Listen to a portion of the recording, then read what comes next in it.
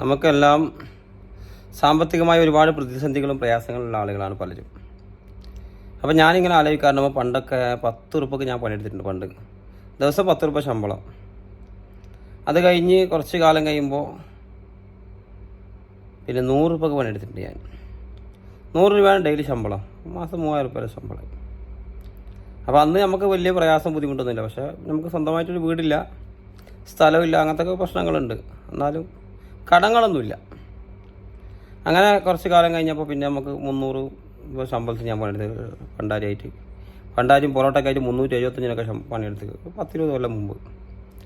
അപ്പോഴും നമുക്ക് വീടില്ലാന്നതിൻ്റെ പ്രശ്നം മാത്രമേ ഉള്ളൂ, വേറെ പ്രശ്നങ്ങളൊന്നുമില്ല. അപ്പോൾ നമുക്ക് ഒരുപാട് ആഗ്രഹങ്ങളില്ല. നമുക്ക് ചെറിയൊരു വീടുണ്ടായിരുന്നെങ്കിൽ മാത്രമുള്ള ആഗ്രഹം മാത്രമേ ഉള്ളൂ, വേറെ ഒരു ആഗ്രഹമില്ല. പലരുടെയും ഇപ്പോൾ എൻ്റെ കാര്യം, മറ്റുള്ളവരെ കുറിച്ച് എനിക്ക് ഒരുപാട് ആളുകളെ നമുക്ക് പരിചയമുണ്ട്. അവരെക്കുറിച്ച് നമുക്കറിയാം, ഇങ്ങനെയൊക്കെയാണ് അവരുടെ അവസ്ഥ പലരുടെയും. അപ്പോൾ എന്നെക്കുറിച്ചാണ് എനിക്ക് പൂർണ്ണമായി അറിയുക. അപ്പോൾ അതേപോലെ പിന്നീട് നമുക്ക് ആഗ്രഹം ഉണ്ടായി, ഒരുപാട് സമ്പാദിക്കണം, സ്ഥലമൊക്കെ എടുക്കണം, വീടൊക്കെ എടുക്കണം. അങ്ങനെ പ്രവാസ ലോകത്തേക്ക് വന്നു. ഇവിടെയൊക്കെ ഭയങ്കര ശമ്പളമാണ്. നമുക്കറിയാമല്ലോ, ഇപ്പോൾ വലിയ നല്ല മണവില്ല സ്പ്രേയും അതുപോലെ നല്ല അടിപൊളി ബൂട്ടും നല്ല അടിപൊളി വാച്ചൊക്കെ കെട്ടി പ്രവാസികൾ നമ്മൾ കാണുമ്പോൾ നമുക്ക് ഭയങ്കര ആഗ്രഹം ഉണ്ടായി. പലരുടെയും അവസ്ഥ അങ്ങനെയാണ്. അപ്പോൾ ഇവിടെ എത്തിയപ്പോൾ ഒരു മാസം കഷ്ടപ്പെട്ടാൽ മാത്രമേ ഒരു മാസം ശമ്പളം കിട്ടൂ, പിന്നെ ഒരു കൊല്ലം 2 കൊല്ലം കഷ്ടപ്പെട്ടാൽ മാത്രമേ നാട്ടിൽ പോകാൻ പറ്റൂ എന്നൊക്കെ പിന്നീട് നമുക്ക് അറിയുന്നത്. ഇങ്ങനെ ഇവിടുത്തെ അവസ്ഥയാണ്.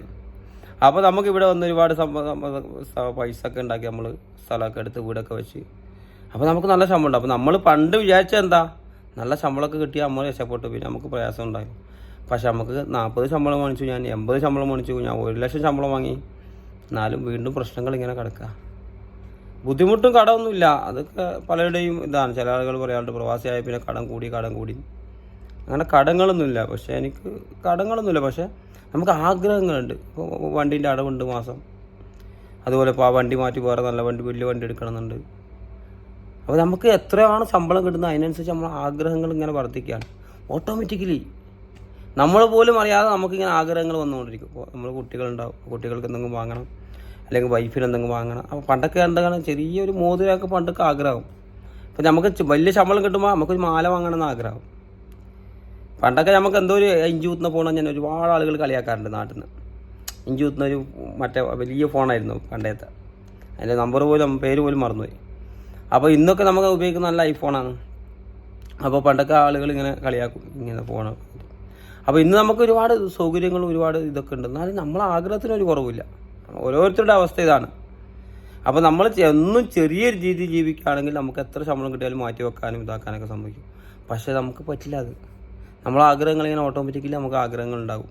വൈഫിന് ആഗ്രഹം ഉണ്ടാകും, മക്കൾക്ക് ആഗ്രഹം ഉണ്ടാകും, നമുക്ക് ആഗ്രഹം ഉണ്ടാകും. നമുക്ക് കിട്ടുന്നതിനനുസരിച്ചുള്ള ആഗ്രഹങ്ങൾ കൂടുമ്പോൾ അങ്ങനെ നമുക്ക് ചില ആളുകൾ വിചാരിക്കുക കുറച്ച് 40,000 ശമ്പളം കിട്ടിയെങ്കിൽ റെഡിയാട്ടി, അത് 80 കിട്ടിയാലും 1 കിട്ടിയാലും 2 ലക്ഷം ശമ്പളം കിട്ടിയാലും ഇതേ അവസ്ഥ തന്നെ. ചിന്തിക്കുക, എങ്ങനെയാണ് ചെയ്യേണ്ടത്, എങ്ങനെയാണ് സ്വരൂപിക്കേണ്ടത്, എങ്ങനെയാണ് പൈസ മാറ്റിയേക്കേണ്ടത്, എങ്ങനെയാണ് നമ്മൾ പിന്നെ ഇതാക്കേണ്ടതെന്നൊക്കെ നമ്മൾ ചിന്തിച്ച് ആലോചിച്ച് ഭയങ്കരമായി ആലോചിച്ച് തീരുമാനം എടുക്കുക. അപ്പോൾ നമ്മൾ ലോണൊക്കെ എടുത്ത ആളുകൾ ഒരിക്കൽ നമ്മൾ പ്രയാസപ്പെട്ട് എടുത്ത് കഴിഞ്ഞാൽ പെട്ടു. പിന്നെ അതിനു വേണ്ടി നമ്മളിങ്ങനെ കഷ്ടപ്പെടണം. അങ്ങനെ ഓരോ കാര്യത്തിലും ആഗ്രഹങ്ങളെ നമ്മൾ ചുരുക്കാൻ നോക്കുക. നമുക്ക് ആഗ്രഹങ്ങൾ വരാതിരിക്കുന്ന ഒരു വഴിയില്ല. ആഗ്രഹങ്ങൾ ഇങ്ങനെ ഉണ്ടാവും, പക്ഷെ അത് ചുരുക്കി ആഗ്രഹിക്കുക. ഞാൻ എന്നോട് ആദ്യം പറഞ്ഞത്, പിന്നെ നിങ്ങളോടാണ്.